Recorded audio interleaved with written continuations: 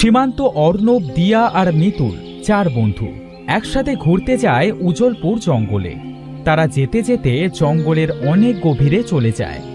জঙ্গলের গভীরে তারা একটা বাড়ি দেখতে পায়।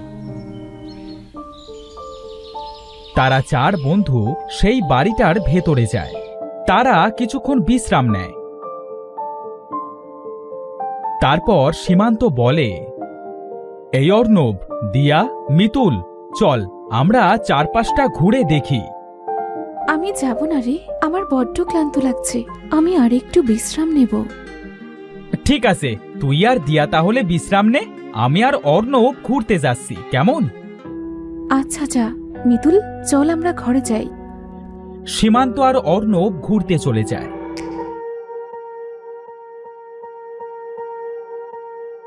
মিতুল আর দিয়া ঘরে এসে ঘুমিয়ে পড়ে।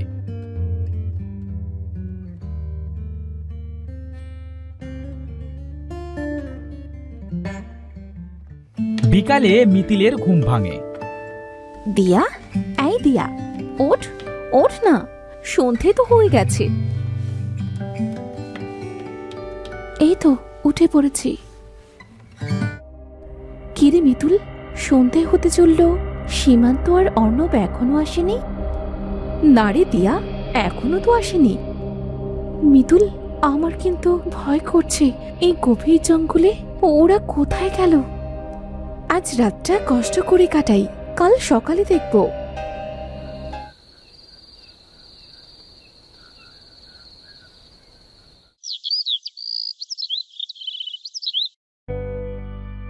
মিতুল, মিতুল, মিতুল ওঠ, সকাল হয়ে গেছে। সীমান্ত আর অর্ণবকে খুঁজতে যেতে হবে। হ্যাঁ চল, কোথায় যে গেল আমাদের রেখে।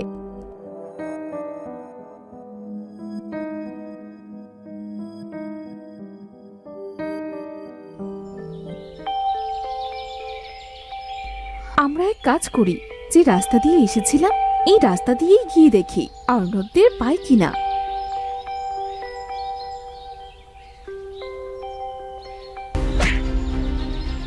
উফ, জ্বলে গেল।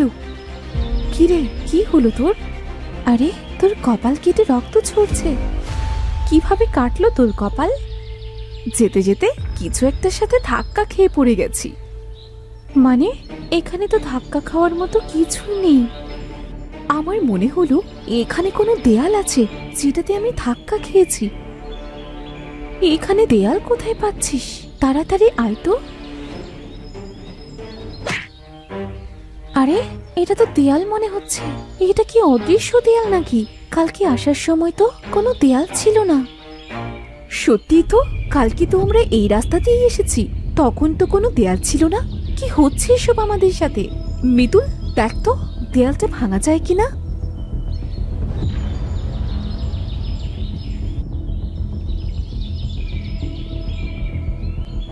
অনেক চেষ্টা তো করলাম, এখন ক্লান্ত হয়ে গেছি। চল আমরা ফিরে যাই।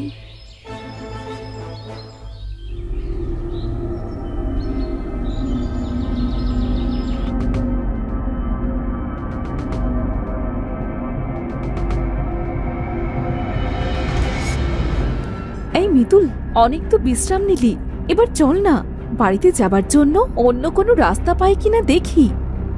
ঠিক আছে, চল তাহলে।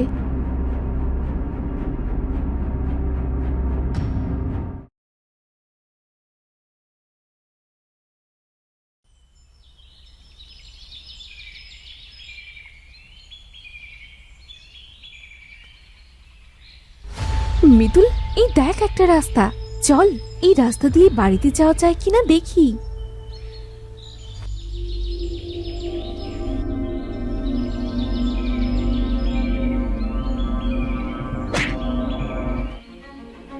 দিয়া, এখানে তো অদৃশ্য দেয়াল, এখন কি করব আমরা? কিভাবে যাব বাড়িতে? কি করব তো বুঝতে পারছি না। যে খাবার এনেছিলাম সেটাও তো ফুরিয়ে গেছে। আমাদের তো কিছু খাবারও জোগাড় করতে হবে রে। চল আমরা খাবার মতো কিছু পাই কিনা দেখি।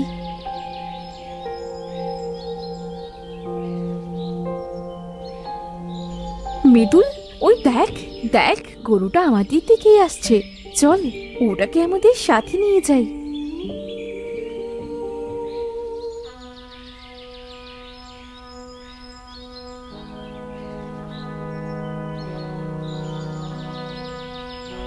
গরুটা এখানে বাঁধা থাক। চল, আমরা আমাদের জন্য আর গরুর জন্য কিছু খাবার নিয়ে আসি।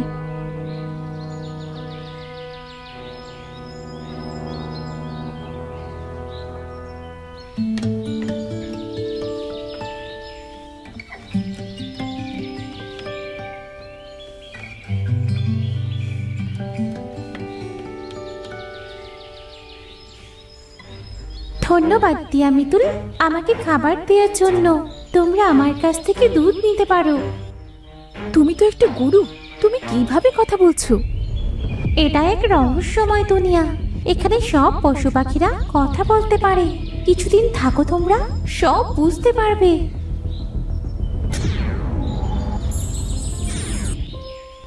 দিয়া, গরুটি কোথায় চলে গেল রে? সেটা তো আমিও বুঝতে পারছি না রে। আচ্ছা, এইসব বাদ দে তো, সন্ধে হয়ে গেছে। চল, এখন ঘরে চল। আমরা কালকে আবার বাড়িতে যাওয়ার জন্য অন্য রাস্তা খুঁজবো।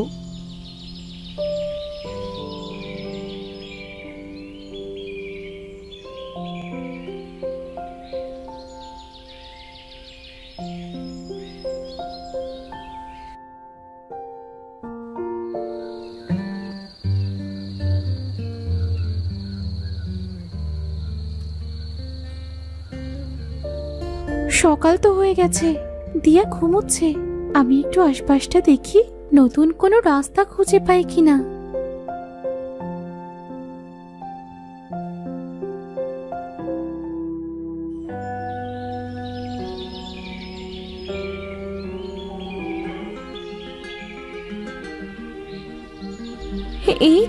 এই তো নতুন রাস্তা। দিয়াকে ডেকে আনি।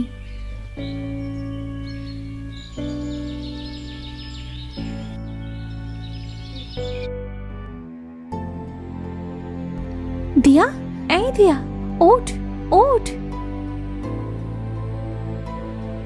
নতুন একটা রাস্তা পেয়েছি রে। চল তো গিয়ে দেখি এই রাস্তা দিয়ে বাড়িতে যেতে পারি কিনা। এখানে আর ভালো লাগছে না। না জানি বাবা মা কত চিন্তা করছে। হ্যাঁ, চল যাই।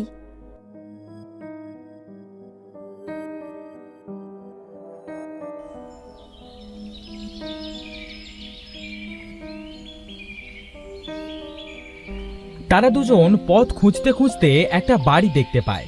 বাইরের বারান্দায় একজন মহিলা বসে। তার কিছুটা দূরে একটা কলে একজন পুরুষ পানি খাচ্ছে, আর কল দিয়ে অটোমেটিক পানি ঝরছে। দিয়া, ওই দেখ একটা বাড়ি। ওখানে লোকজনও দেখছি। ওদের থেকে জিজ্ঞাসা করি চল, জঙ্গল পেরোনোর মতো আর কোনো রাস্তা আছে কিনা। হ্যাঁ হ্যাঁ, চল। এই মিতুল, এখানেও তো অদৃশ্য দেয়াল আছে। আমরা তো যেতে পারছি না। তাহলে এখন কি করব? ডাক দিয়ে দেখি তো, শুনতে পাই কিনা। এই যে শুনছেন? কথা বলুন। শুনতে পাচ্ছেন? শুনতে পাচ্ছেন আমাদের কথা? কিন্তু ওরা তো আমাদের কথা শুনতে পাচ্ছে না।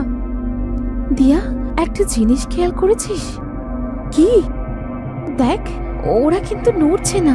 মহিলাটা সেই বারান্দায় বসে আছে, আর পুরুষটা কলের কাছে দাঁড়িয়েই আছে। কল দিয়ে অটোমেটিক পানি ঝরছে, কেউ তো নড়ছে না। আমার মনে হচ্ছে ওরা হয়তো মারা গেছে। কি রহস্যময় দুনিয়া এটা! কিছুই তো বুঝতে পারছি না। সব কিছুতেই রহস্যময় লাগছে। আচ্ছা চল, আমরা ফিরে যাই।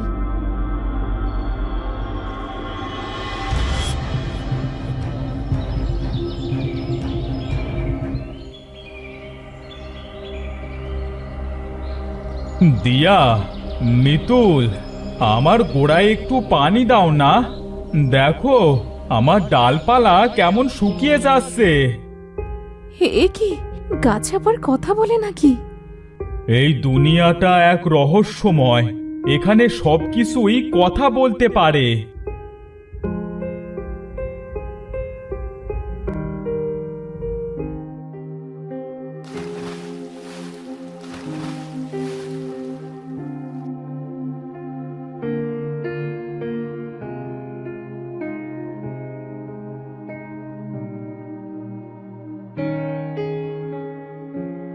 ধন্যবাদ তোমাদের। আচ্ছা, তুমি তো এখানে থাকো, বলো না আমরা কিভাবে বাড়ি যেতে পারবো? এখানে যে আমরা আর থাকতে পারছি না। তোমরা আমাকে সাহায্য করেছো, তাই তোমাকে তোমাদের বাড়িতে যাবার রাস্তা বলছি। তোমরা তো বুঝতেই পেরেছো এটা একটা রহস্যময় দুনিয়া। এই দুনিয়া থেকে বের হতে হলে ওই যে উঁচু পাহাড় দেখছো, ওই উঁচু পাহাড়ের ওপর একটা দুষ্টু দৈত্য থাকে। ওখানে দৈত্যের একটা জাদুর বাড়ি আছে। ওটা ভেঙে ফেলতে পারলে তোমরা তোমাদের দুনিয়ায় ফেরত যেতে পারবে। কিভাবে উঠবো আমরা উঁচু পাহাড়ে? এই রহস্যময় দুনিয়ায় একটা অদ্ভুত রাস্তা আছে। সেই রাস্তা তোমাদেরকে খুঁজে বের করতে হবে। ওই রাস্তা দিয়েই তোমরা পাহাড়ে পৌঁছাতে পারবে। কিভাবে চিনবো আমরা ওই অদ্ভুত রাস্তা? রাস্তার উপর পা দিলে তোমাদের উড়িয়ে নিয়ে যাবে। রাস্তার দুপাশে গাছপালাও রাস্তার সাথে উপরে ভাসবে। এর বেশি আমি তোমাদের আর বলতে পারবো না। ধন্যবাদ তোমাকে গাছ। চল দিয়া, সময় নষ্ট না করে আমরা এখনই অদ্ভুত রাস্তাটা খুঁজে বের করি।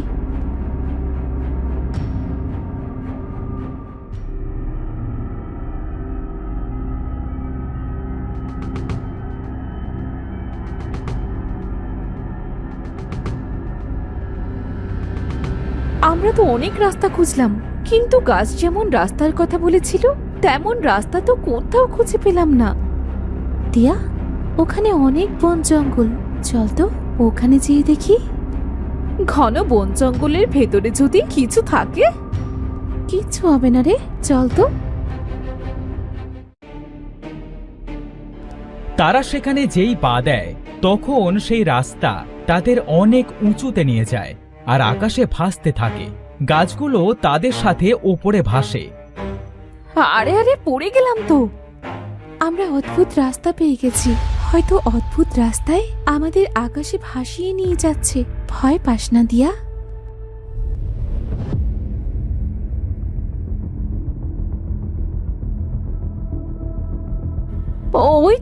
ওই তো সেই ঘর।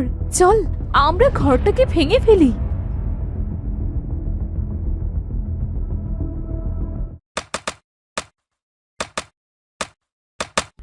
তোদের এত বড় সাহস আমার ঘরে হাত দিস?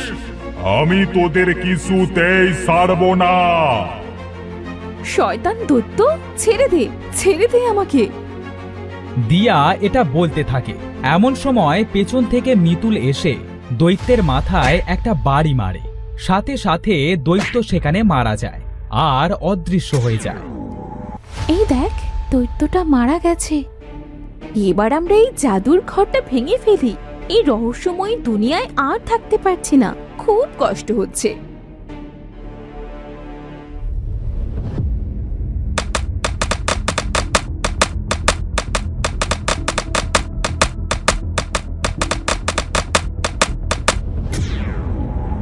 এই মিতুল, দেখ আমাদের দুনিয়ায় চলে এসেছি।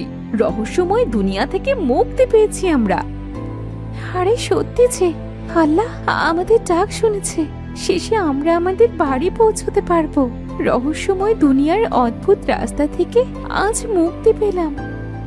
চল এবার আমরা আমাদের বাড়ি ফিরে যাই। বাবা মা হয়তো খুব চিন্তা করছে। এরপর তারা যে যার বাড়িতে চলে যায় আর তাদের বাবা মাদের সব ঘটনা খুলে বলে।